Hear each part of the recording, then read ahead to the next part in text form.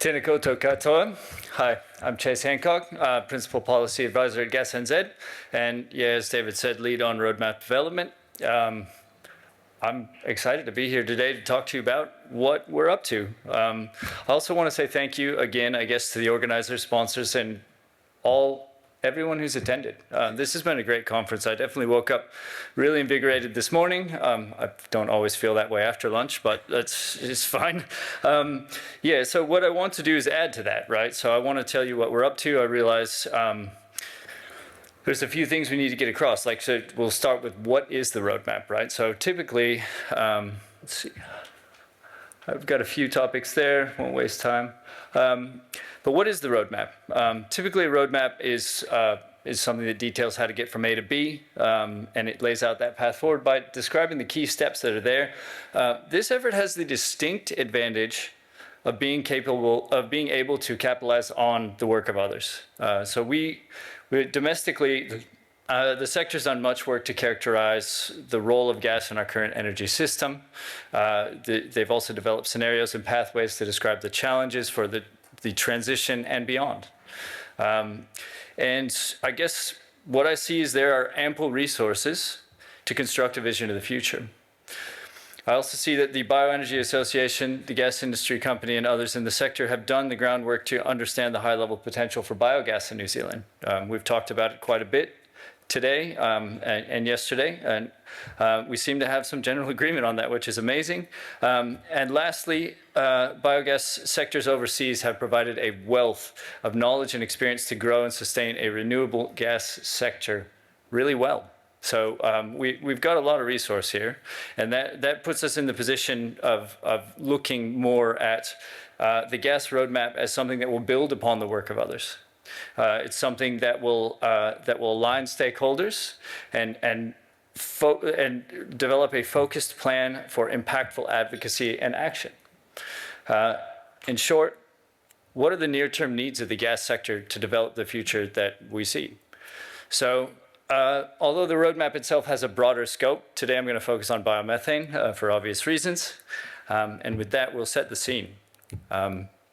We have gone over this before, but it's always worth setting the scene. Energy security has pretty much come up in every presentation, but gas-fired electricity generation is needed to support the electricity system. Even more so peaking and firming as we move into more renewables.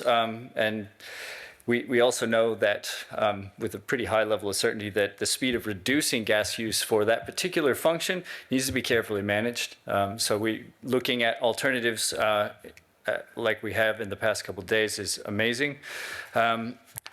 Next, the hard debate sectors. I mean, you could kind of just leave it at their name, really. We expected a decrease in existing work, in existing industrial gas usage, but as those who can transition will. But industrial use is expected to reduce by, say, 30% by 2035. Some industries will still need gas. And I guess that brings me to one of my personal motivations, which is the future energy system.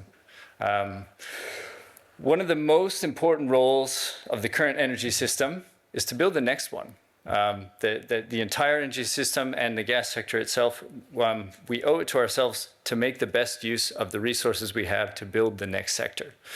The continued use of gas pipeline infrastructure preserves the potential for future uptake of renewable gases. It expands their potential use cases, but it does require sufficient demand in the meantime. In summary, there will be a gas sector in the future, and there will be options around who uses it and how we use it. All right, so that brings us to everyone's favorite topic, which is policy. And that's fine. I mean, we have discussed policy quite a bit, but I thought it might be really useful to give an overview. So that's what I'm going to do. In a nascent sector, getting those settings right is especially critical for growth. When there's a desire to align benefits to a timeline, which is very much something we're interested in doing, especially with that security of supply issue, we need to understand that policy and regulation create the environment for growth.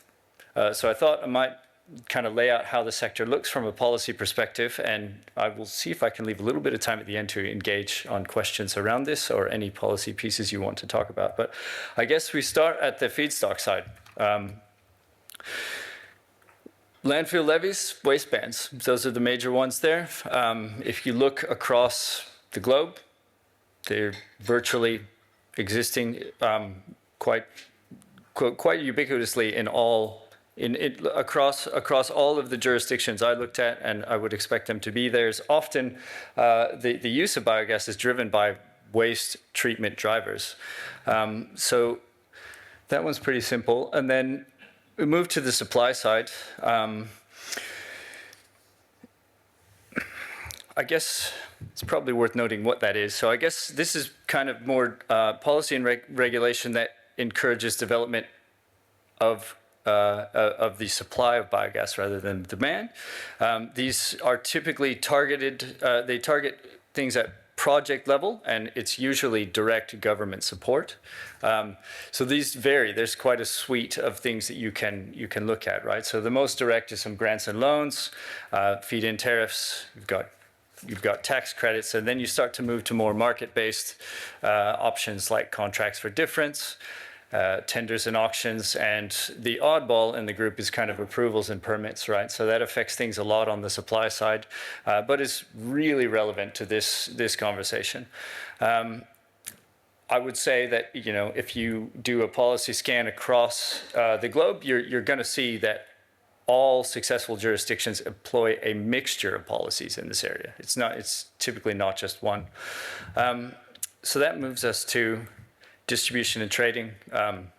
What's in place to support the transport and trading of biomethane? These are typically regulatory measures. These are also ubiquitous.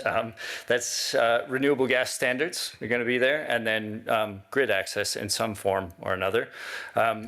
Many countries will take further steps, such as socializing grid connections, but it's not necessary. It's access is necessary, but you can go further. It's up to you. And that brings us to the demand side. I guess this is policy and regulation that stimulates the demand for biogas. So you have fuel standards, voluntary schemes. These have all been mentioned today, even carbon taxes, mandates, end of waste codes, digestate regulations, and I'm really toying with the notion of starting to consider maybe scarcity as a policy tool, because that's actually what's driving things in many jurisdictions. But with that in mind, how are we doing in New Zealand? How do we compare to this? And this, I guess we'll just jump in. So we can actually start with the green box, the distribution and trading area. I see a very proactive sector here. They embrace the potential of biogas and biomethane. We have a reticulated gas standard that's been updated. We've got work on the standardized pipeline connection regime.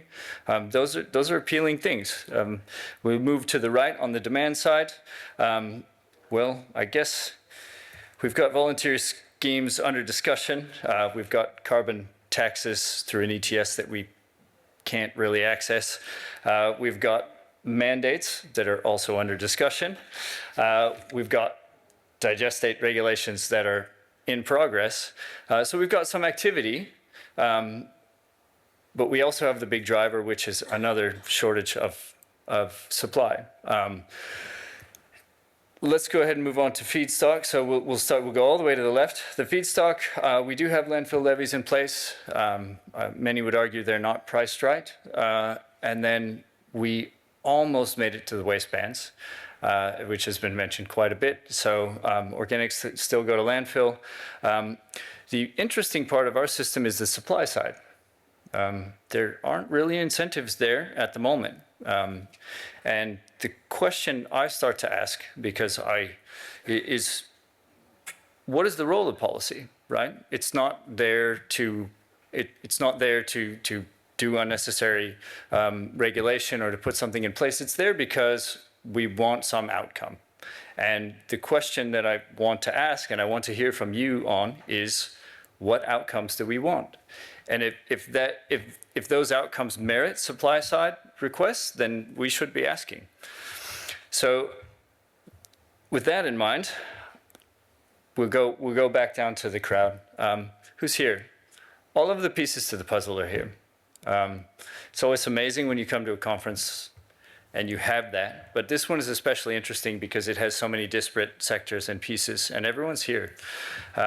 So I guess one of the messages that we want people to take away is that everyone's participation is necessary to make this move forward. And the other message is your neighbor might actually have the pieces to solve your puzzle. So keep that in mind. Say hello, and I'll go ahead and just move into my takeaways because it goes on that. So I think I had an interesting thought yesterday when the minister was speaking. So he obviously gave a fairly full-throated endorsement of biogas. That's sort of like a gift where you don't know what's inside. What's inside of the box, right? And it's up to us to tell the minister what do we need for this. For you to give us this gift and for it to be meaningful in terms of sector growth, and that will help us get where we want to go for national benefit and renewable energy. So the other one is, the second message is, who wants to come with us? Many of you are already on the journey with us, but I realized when I scanned who was coming that many of you are not part of the energy sector, and that actually puts GasNZ in a really good position to coordinate with you around helping you find your place in this ecosystem. So that's something we'll be putting on our post-event survey, which is if you want to connect with us, if you want to talk further, we're in a good position to help you understand this system. We are a voice for gas, but at the same time, we understand from many, this is not a gas proposition, it's often a waste proposition, or driven by other drivers, perhaps even nutrients. But we're in a position to foster collaboration, and we're here to connect. We'd love to hear from you. And with that, I think I actually would really like to open up the floor to hear from you. Does anyone have any questions? I can report there is none on Slido. Might be a post-lunch slump. So how would you feel on Christmas Day if you receive a very nicely wrapped empty present? Sad. Yeah. All right, we should talk. Yeah. Where did Andy Bedford go? He told me what he wanted. How's better? Are you in a position to, yes, we can pull the industry together and get all the messaging. How are we going to get what we need across the whole government in a holistic way? Is the roadmap an answer? Is it going to address all the three sectors that are participating in this proposition? Or are you purely focused on energy? Well, I mean, our focus is on energy, but we're not going to make any progress unless we have all of the requisite sectors, right? So the roadmap itself will need to highlight that. So if that would be part of the ask. In order for this to progress, we need these ministries. We need someone to facilitate these ministries working together. And there was another question in the front. Hi. So I was going to ask, you do policy. So what two things, key policies that you've seen overseas that are absolutely fundamental that should be in that gift from government? What should they be? You live one or two or three.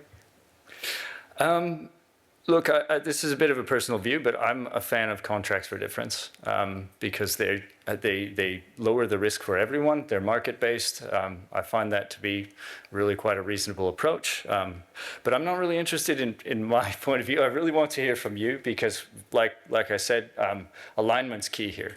And I think Brian mentioned that yesterday. If you want to go fast, we need to align. And that's a big part of the role of this piece of work. What's your driver around the waste industry? What's your policy around waste? Are you pushing on food waste collection, separation?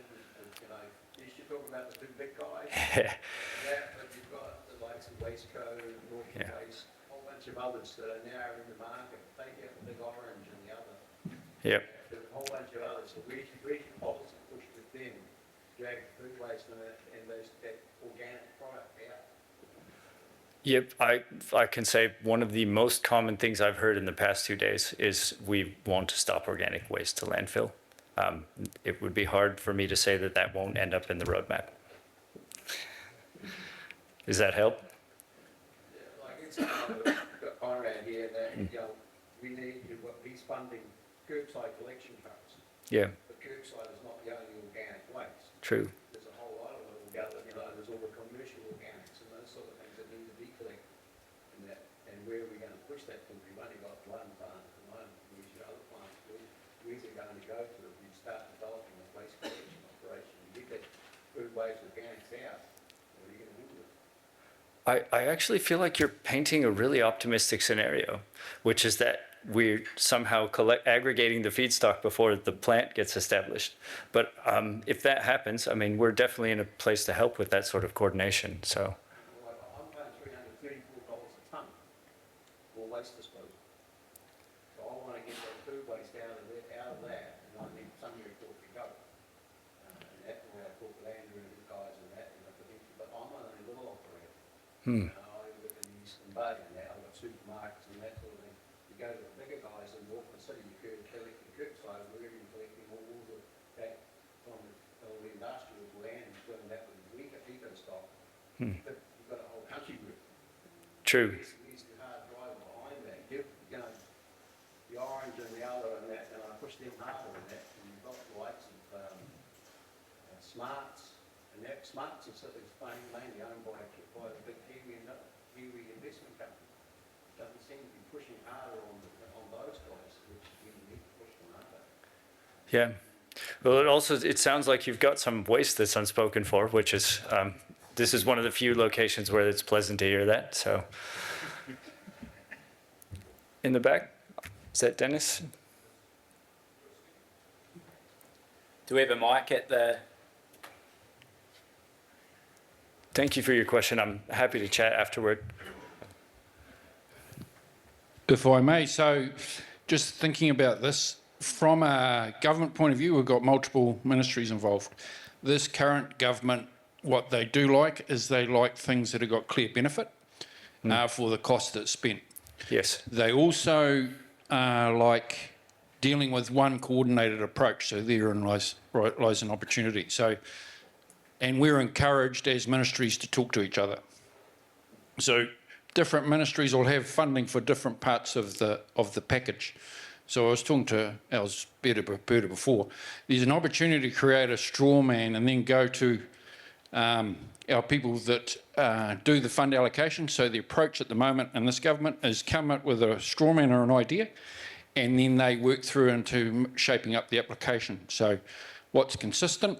There'll be 500,000 to $1 million approved within ministry, over $1 million that needs to go to the minister, and over 10 million that needs to go to cabinet. So if we can get all the ministries aligned and supporting a narrative that comes from one source, say this organisation here, then you've got an opportunity to go forward. So that's my suggestion. Put it all to you. Excellent. Definitely noted. Thank you, Dennis. Any other questions? All right. Well, if I don't hear from you now, I still want to hear from you in the future, either during the break or on our post-event survey. Love to coordinate. We can help. We understand this system. So please come talk to us. Thank you.